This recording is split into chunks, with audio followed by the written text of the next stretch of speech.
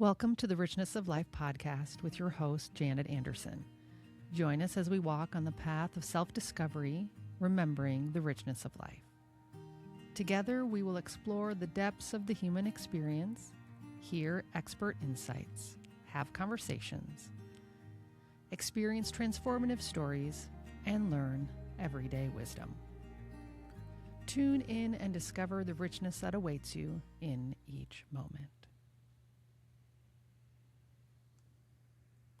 Hey, it's Janet Anderson. Oh, I've got something in store for you. It is a bonus episode based off of last episode's exercise around becoming emotionally fit. Head to the description of this podcast and you will find the way to download that PDF. It was so fun to create this PDF. We're just going to walk you through it. This is not meant to be all-encompassing, so feel free to expand on it, listen to your intuition, and have discernment over areas that you want to dive into deeper or areas that you're like, I'm not feeling called to go in that direction. Becoming emotionally fit. Your emotions are not problems to eliminate. They are signals to understand, weights to practice lifting, and invitations to grow stronger. This PDF is based on the exercise shared by me, Janet Anderson, a licensed independent clinical social worker in the Richness of Life podcast. This workbook helps you move beneath the emotions others can see. Notice what is underneath it, uncover the belief attached to it, and identify the support or action your nervous system may need. Feel free to write in your name and then the date that you started this. We start small, we build the system around it, and grow our capacity one emotional repetition at a time.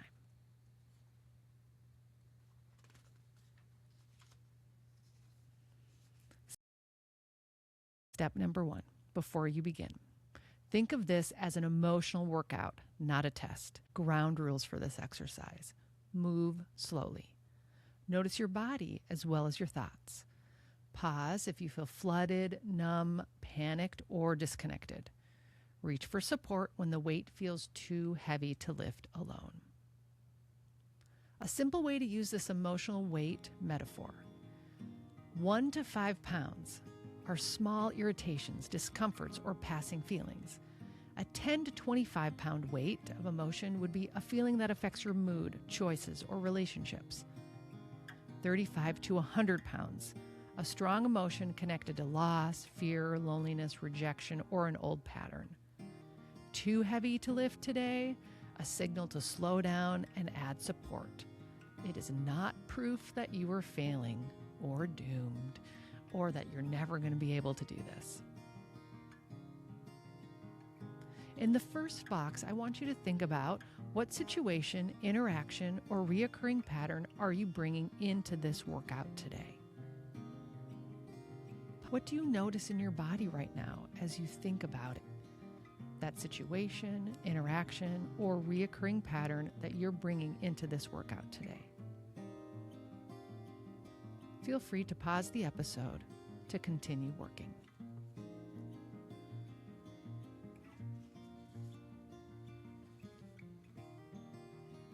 Step 2, the emotional layers workout.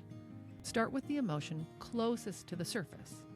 Then gently ask what came up immediately before or what may be sitting right underneath it. Layer 1, what others can see.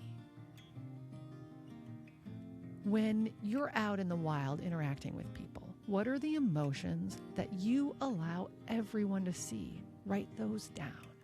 Maybe it is happy, caring, calm, irritated, snippy, stressed. What emotions belong here? And also assign a weight to those. Maybe that is 5 pounds of happiness everyone sees. Maybe that is 20 pounds of kindness. Or 15 pounds of, she's just so nice. Or maybe they see 20 pounds of stress or hurried or a little chaotic. Farther in the PDF, you will see some examples of different common emotions. Feel free to use this wheel. It is not all-encompassing, but can help you jog your memory on what emotions those could be.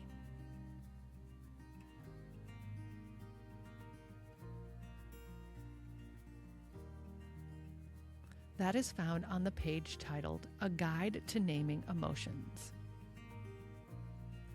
Use this wheel as a prompt, not a diagnosis. You may feel more than one emotion at once, or any words may differ from the examples shown. Notice what fits, what does not fit, and what your body is telling you. There is no single correct label. The wheel is intentionally limited and is meant only to help you begin identifying the language to your experience. Layer 1 typically is the easiest to identify. You could even text a friend and be like, what are the emotions that you see me displaying out in the wild most of the time? Layer 2, what you rarely show to the people around you. What are the emotions right behind layer 1? Examples could be overwhelmed, scared, hurt, ashamed, lonely. What emotions belong here? And what weights would you associate with those emotions?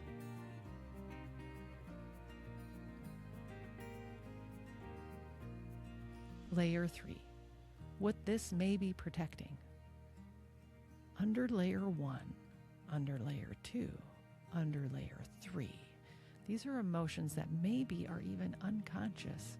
You're not totally aware that you feel them or are experiencing them. Make sure to reference the emotional chart in the PDF and notice if any of those emotions resonate with you. Common emotions on this layer could be fear of conflict, rejection, being misunderstood, loss of control, shame, guilt, loneliness. What emotions belong in this layer? And how much would you assign the weight of those to be?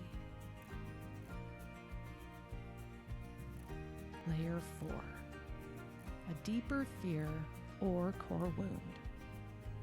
What emotions belong way back here? Examples could be, I do not belong, I am unsafe, I will be left, I am too much. Insignificance. On this layer, we'll often find beliefs like, I don't belong, I'm not safe, I feel left, I will be left, I'm too much. Emotions with those beliefs or thoughts in your head. For example, the I don't belong, that could be a feeling of insignificance. I'm unsafe, feeling unsafe. I will be left, abandonment. I'm too much, insecurity. You also may find that you aren't able to do all of this in one sitting. It is okay to work on one section and let it sit and percolate for a while before you move on. The key is to continue to come back and do this workout. Layer 5, the core wound or the deepest message. Reference in the PDF common core wounds. See if any of those resonate. Notice the beliefs or thoughts that are associated with those wounds, like I'm unlovable. The core wound would be unlovable. I am insignificant. The core wound is struggling with significance. I don't matter. That belief could be to significance, could be to abandonment, could be I'm unworthy or not of value. What emotions belong here, and what is the weight that you would assign to those? In step 3, we're really going to listen for those beliefs. As you move closer to a core wound, a thought or belief often appears. It may sound absolute, familiar, or even emotionally charged. Common examples: loved ones always leave me. The world is not safe. There's no point. I'm destined to fail. I have to do everything alone. Here are some questions that you can ask yourself to help you figure out what those beliefs are. What thought, sentence, image, or memory appeared while you were moving through the layers? How old does this belief feel? When have you felt it before? Is there an age associated with it? Maybe there's a visual memory associated with it. What does this belief cause you to do? What actions does it make you do? What does it cause you to avoid, try to control, or tolerate? How does this belief really show up in your day-to-day life, consciously and unconsciously? What would you do on the other side of the belief if you didn't have it anymore? What was happening right before this belief started? Do you tell people about this belief, or is this something that you hide?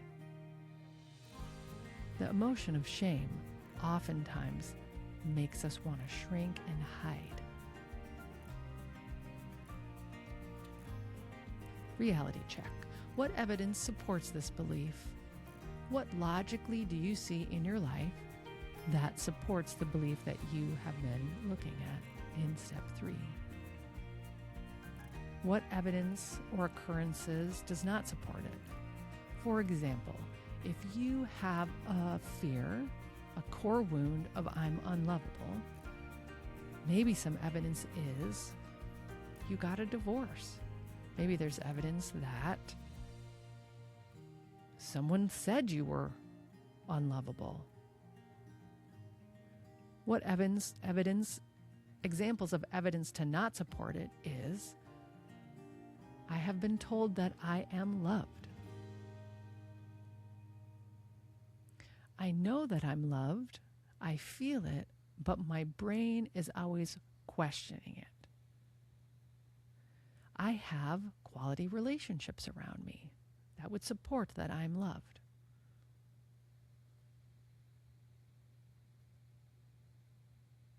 Our unconscious wounds will create patterns, and so it is likely that you may have some evidence that supports this belief.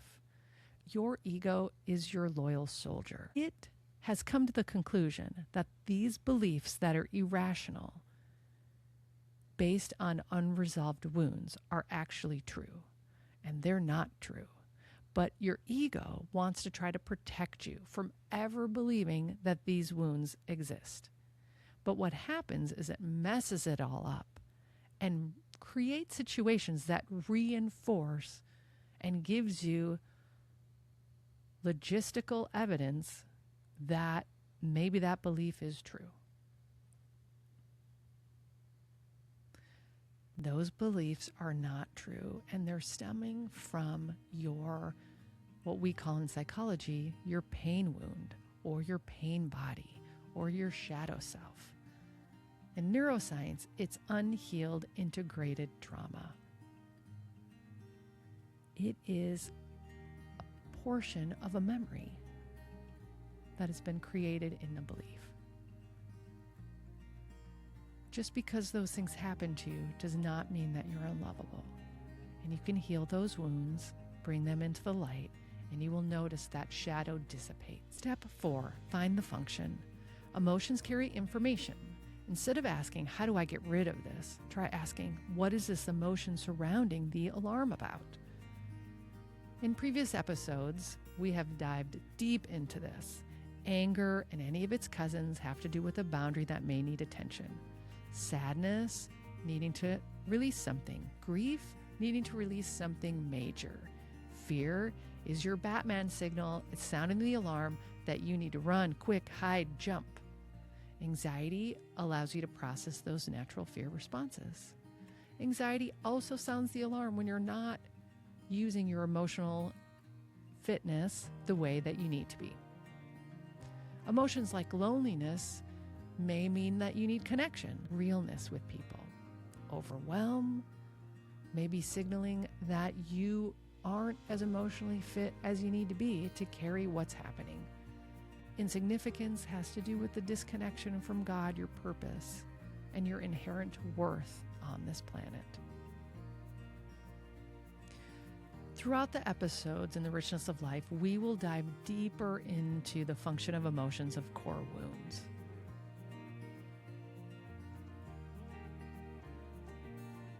Questions you can ask yourself: what might your deepest emotion be trying to tell you? What healthy action fits the function of this emotion? For example, if it's anger or any of its cousins, it's giving you the energy in your body, emotionally, physically, to use assertiveness to reestablish that boundary and take action.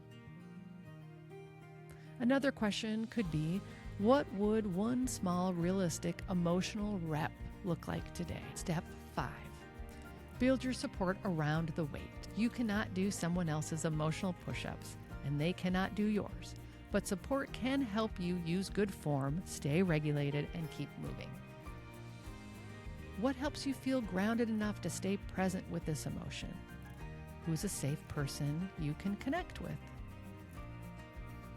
What professional, spiritual, or community support may be helpful? Write out your emotional workout. The emotion I'm practicing with. The weight I'm assigning it. The function and message. One healthy action that I can take. Support I will use. And when will I revisit it? Remember, putting an emotion on the shelf can be a healthy short-term choice when you intentionally return to it later. Avoidance is when the weight stays there indefinitely. Note of care: this workbook is educational and reflective. It is not a substitute for therapy, diagnosis, or crisis care. If an exercise brings up intense distress, trauma symptoms, or concern about your safety, stop and seek support from a qualified mental health professional or emergency resources in your area. You do not have to lift the heaviest emotional weight today. You only need to practice the next honest repetition. You will find in the PDF a emotional fitness check-in. This is what you can do daily or weekly. Think about it like a micro workout. What emotion showed up? What weight would you give it? What was underneath it? What belief showed up? What function did the emotion serve? What action or support did you choose? And what did you learn about yourself? Congratulations in finishing your first emotional workout. These are little steps that you can take to help you continue to grow and become more emotionally fit. I'm so thankful that you found your way to me. I know there are people in your life right now who need to learn these common emotional skills. And maybe the approach that I use would really resonate with them. Please do not hesitate to share the Richness of Life podcast with anyone around you. Many blessings, everybody.